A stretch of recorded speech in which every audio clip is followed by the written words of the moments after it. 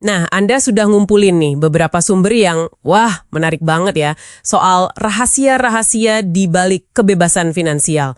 Misi kita kali ini seperti biasa adalah nyaring intisarinya. Ide-ide yang paling kuat, mungkin yang paling bikin wah juga, khusus buat Anda semua. Tentu. Dari yang saya baca juga dari materi Anda, jadi jelas banget ya, kalau kebebasan finansial itu, ya ampun, bukan melulu soal punya rekening gendut aja gitu. Oh, jadi bukan cuma angka ya? Bukan, lebih ke, kondisi di mana kita tuh punya kontrol penuh atas hidup kita. Nah, ini didukung sama pendapatan pasif, yang cukuplah buat gaya hidup yang kita idamkan, terus bebas utang yang bikin pusing, dan ujung-ujungnya, ya lebih tenang, lebih bahagia. Ini soal pilihan sih, dan ketenangan pikiran. Seringkali bukan kurang duitnya, tapi kurang literasi finansial. Betul. Pemahaman dasar soal uang itu gimana cara kerjanya, ngelolanya gimana. Iya, itu. Sama pola pikir tertentu yang kadang ngejebak kita ya. Oke deh, kalau gitu yuk kita bedah bareng nih rahasia-rahasia yang udah terungkap dari sumber-sumber Anda ini. Oke, mari mulai dari fondasinya dulu ya. Rahasia pertama sampai ketiga, ini benar-benar soal membangun dasar yang kokoh. Fondasi ya? Ya. Apa aja tuh? Pertama, kuasai anggaran. Wajib tahu uang kemana aja. Kedua, berantas utang konsumtif. Nah, ini penting. Ketiga, hidup cerdas, berdasarkan nilai, bukan gengsi semata. Oke, soal anggaran nih. Ada metode spesifik yang disebut nggak? Ada. Salah satu artikel nyebutin metode yang cukup populer, 50-30-20. Jadi, 50% buat kebutuhan pokok, 30% buat keinginan, nah 20% ini buat tabungan atau investasi. Oh, yang itu ya. Sering dengar juga. Iya, tapi menariknya, ada sumber lain yang ngasih catatan kritis juga. Katanya, ini bukan aturan kaku loh, lebih kayak panduan awal aja. Harus disesuaikan sama kondisi masing-masing. Kuncinya sih proaktif, tahu uang kita itu perginya kemana. Nah, itu dia kuncinya. Proaktif ya, bukan reaktif nunggu tagihan datang. Terus tadi Anda sebut utang konsumtif. Kayaknya sumber-sumber ini keras banget ya soal ini. Iya, keras banget. Bukan cuma soal gadget baru atau nyicil barang mewah gitu ya. Betul. Malah ada yang nyebutnya kayak lingkaran setan, gali lobang, tutup lobang. Nggak ada habisnya. Waduh, terus gimana caranya keluar dari jeratan ini? Selain saran klasik, lunasi yang bunganya paling tinggi dulu, ada tips lain? Apa sih pemicu kita ngutang itu? Introspeksi diri ya berarti ya? Persis. Terus soal hidup cerdas bukan gengsi tadi, ini bukan berarti jadi pelit loh ya, tapi lebih ke arah mindful spending. Sadar gitu, kita belanja buat apa? Apa beneran ngasih nilai jangka panjang atau cuma buat status sesaat? Wah, dalam juga ya. Jadi lepasin tekanan buat kelihatan kaya gitu ya? Nah, itu menurut beberapa sumber, langkah pembebasan yang besar banget, lega rasanya. Oke. Fondasi udah kuat nih. Utang mulai terkendali. Terus gimana caranya biar uang ini nggak diem aja, tapi malah kerja buat kita? Tadi disebut soal investasi dini dan compounding. Ah iya, compounding. Bunga berbunga. Bisa dijelasin dikit nggak? Gimana sumber-sumber itu ngegambarin keajaiban si bunga berbunga ini? Biar lebih kebayang gitu. Tentu. Gampangnya gini, compounding itu kayak bola salju yang ngegelinding dari atas bukit. Awalnya kecil, tapi makin lama makin gede, makin cepat gedenya. Kenapa? Karena keuntungan yang kita dapat itu mulai ngasilin keuntungannya sendiri juga. Wow, jadi kayak beranak pinak gitu ya uangnya? Haha, bisa dibilang gitu. Makanya efeknya eksponensial banget seiring waktu. Itulah kenapa prinsip bayar diri sendiri dulu itu penting banget. Oh, yang alokasiin di awal itu ya? Iya, alokasikan 20-30% penghasilan di awal bulan buat investasi.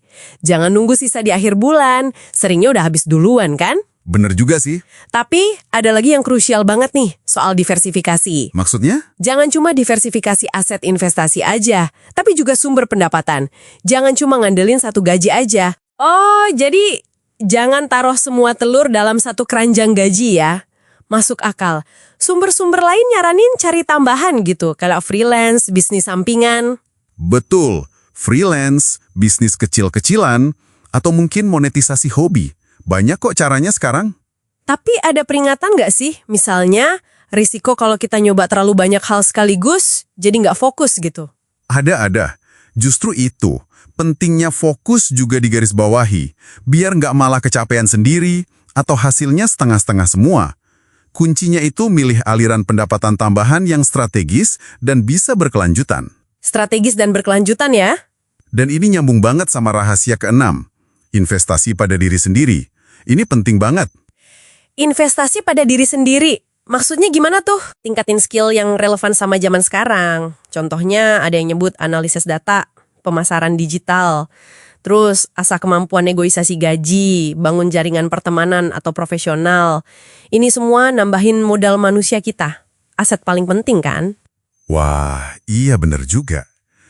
Ngomongin aset terpenting, saya jadi penasaran nih, gimana sumber-sumber Anda itu sering banget nekenin aspek psikologis uang, bukan cuma teknisnya aja. Nah, ini menarik. Rahasia ke-7 sampai ke-10 itu fokusnya ke sana.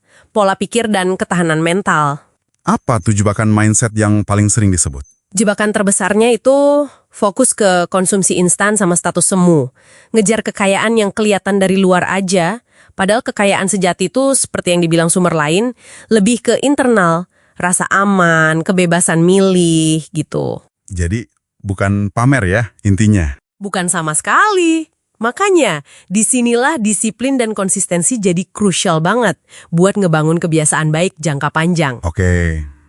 Terus ada juga soal berani ambil risiko. Tapi risikonya yang terukur. Gimana tuh bedainya sama judi atau spekulasi nekat? Nah, beda banget.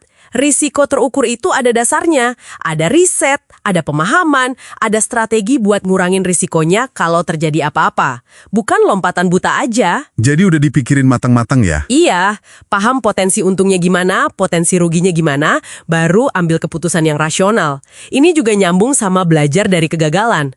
Bukan malah takut gagal terus nggak ngapa-ngapain. Oke. Terus ada satu lagi yang menurut saya agak unik nih, penekanan soal kesehatan fisik dan mental sebagai pilar finansial juga. Oh iya, itu juga penting banget. Kenapa? Karena biaya sakit itu bisa mahal banget kan, dan stres finansial itu udah terbukti bisa ngerusak kemampuan kita ngambil keputusan yang benar, plus ngerusak kesehatan mental juga secara keseluruhan, jadi saling terkait. Masuk akal banget sih itu. Nah, terakhir nih, rahasia ke-11 yang menurut saya cukup menyentuh ya. Berbagi dan memberi. Ini bukan sekedar soal beramal aja kan ya? Bukan sekedar itu, ada penjelasan menariknya. Berbagi itu kayak cara kita membangun ekosistem yang lebih baik. Kalau kita kontribusi ke komunitas, bantu orang lain, secara nggak langsung kita ikut nyiptain lingkungan yang lebih stabil, lebih suportif. Oh, jadi dampaknya balik lagi ke kita juga ya? Bisa jadi begitu. Dan ini melengkapi definisi kekayaan sejati tadi. Bukan cuma soal punya banyak, tapi juga bisa ngasih dampak positif buat sekitar. Wah, lengkap banget ya pembahasannya. Jadi, kalau ditarik kesimpulan dari semua materi Anda ini, kebebasan finansial itu sebenarnya bukan soal hoki atau menang lotre ya? Tepat sekali. Sama sekali bukan.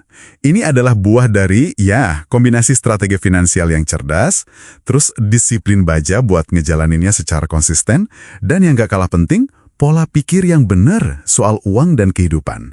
Hasil dari tindakan yang disengaja dan terus-menerus. Oke, jadi pesannya mulailah dari langkah kecil hari ini juga ya. Mungkin nyatet pengeluaran seminggu ke depan gitu, atau targetin lunasin satu utang paling kecil dulu buat ngebangun rasa menang. Bisa banget. Atau mulai investasi rutin, sekecil apapun nominalnya. Yang penting konsisten. Konsistensi itu mantranya. Nah, sebagai penutup deep dive kita kali ini, ada satu pertanyaan nih buat Anda renungkan di rumah.